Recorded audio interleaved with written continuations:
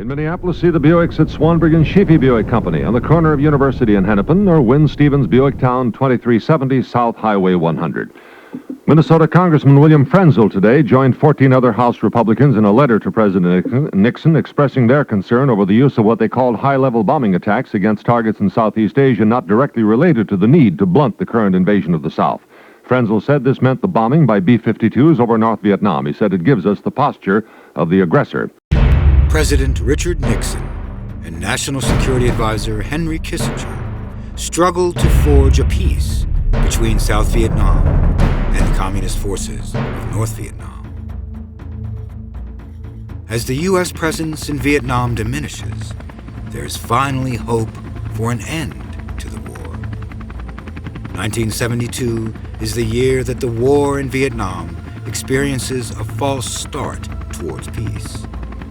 It is also the year an overwhelmed president begins his own fall from grace.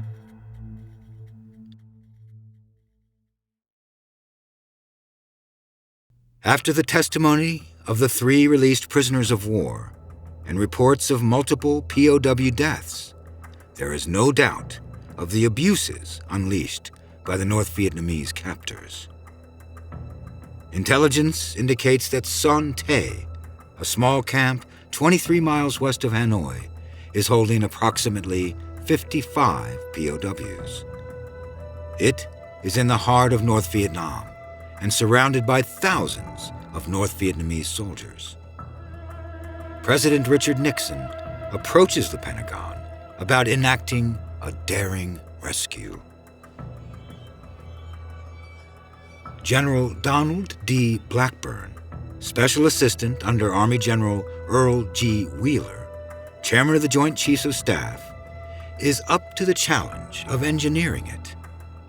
He works with the Defense Intelligence Agency, National Security Agency, and the CIA in an unprecedented operation. In July 1970, the Joint Chiefs of Staff give their approval. The top-secret mission will take the cooperation of multiple branches of service: the Air Force, Army Special Forces, and Navy.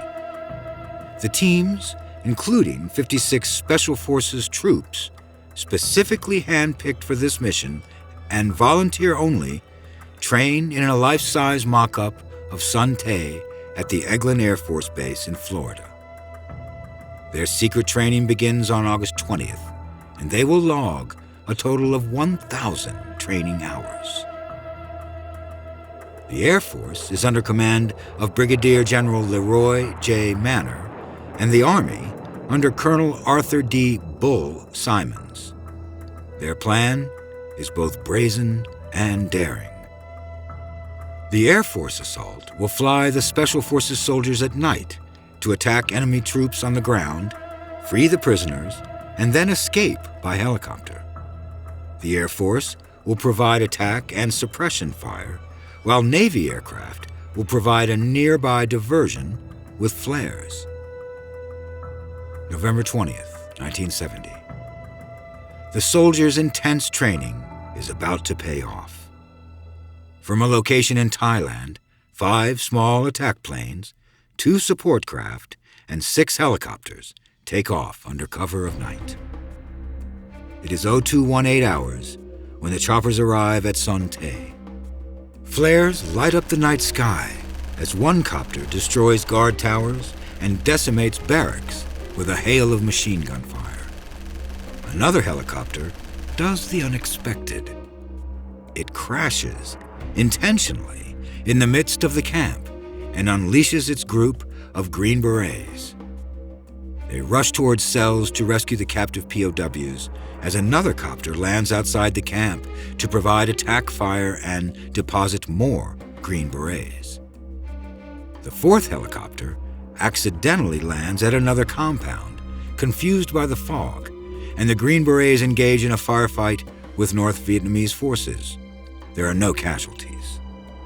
As 2-man teams rush in to check the cells, the unfortunate truth is relayed to General Manor at his command post. Search complete, negative items. there are no prisoners in Son Tay prison. The entire raid only takes 28 minutes, with no American casualties. The only injuries are a minor thigh wound and a broken ankle between two raiders. 42 North Vietnamese guards are killed. A North Vietnamese surface-to-air missile hits its mark and destroys an F-105. The two-man crew bail in time and are rescued by two of the helicopters. Operation Ivory Coast is viewed as a failure by many, including the U.S. media. The intense preparation and training led to a strategically successful mission, with the weakness being in U.S. intelligence. Earlier, on October 3rd, reconnaissance detected a decline in activity. Photos had shown weeds growing in areas usually worn by POW foot traffic. Photos also showed Son Tay abandoned, leading speculation of POWs being confined inside for disciplinary reasons. Later films contradicted this and showed a definite increase in activity. The fear from critics is that the failed rescue will push the North Vietnamese to further abuse, if not execute, their POWs. In fact, the effect is just the opposite. By forcing them to consolidate POW camps as a preemptive countermeasure, POWs are given better conditions. At the Hanoi Hilton, POWs are placed in a communal block of up to 50 each and begin to receive better treatment at the hands of their captors. In November 1970, the Army Special Forces raided a camp at Son Tay, about 20 miles west of Hanoi. And they went in there. We'd been evacuated a couple of months before due to a flood, and the monsoon came. They didn't want to fly any jets over the camp that might tip a raid off. So they didn't know the camp had been evacuated. But it will still be a long road for the prisoners of war. The Ho Chi Minh Trail. It runs the southwest of North Vietnam through Laos and into the western side of South Vietnam. It is the capillary through which the North Vietnamese feeds supplies to the Viet Cong. Since 1966, 100,000 tons of food, 630,000 men, 400,000 weapons, and 50,000 tons of ammunition have traversed the trail. With the communists no longer able to use Cambodia as a haven and port of shipping, where 70% of their supplies had come from, they are left with Laos off the Ho Chi Minh Trail. With Cambodia eliminated as a haven and resource, the U.S. in Saigon realizes now is the time to take Laos off the board, with American resources and troops still in Vietnam.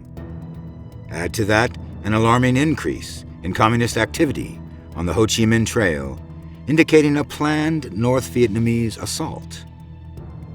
On December 8th, Military Assistance Command, Vietnam, responds to a request from the Joint Chiefs of Staff to consider an attack on Laos. They are authorized on January 7th and begin a quick planning session of just a few weeks between both American and South Vietnamese commands. Generally speaking, I was not impressed with the ARVNs, the Army of Vietnam. They pretty much were relegated to patrolling in the flatlands, and the few times that when I was a slick pilot, the slicks were our assault helicopters that would take the troops out into the jungle, resupply them, and then extract them out of the jungle when they needed it. The few times that we did transport the ARVNs, we had to pretty much strip everything off of the aircraft that could get stolen, because they would go and five-finger discount anything that was on the bird that could be stolen. They probably were, shortchanged by their own government, but it was, when we were taking care of them, I felt that they betrayed us in that aspect. Thanks for watching. If you'd like to help us produce more compelling historical content like this, Please like, comment below, and share this video with fellow history buffs. And of course, be sure to subscribe to help keep history happening.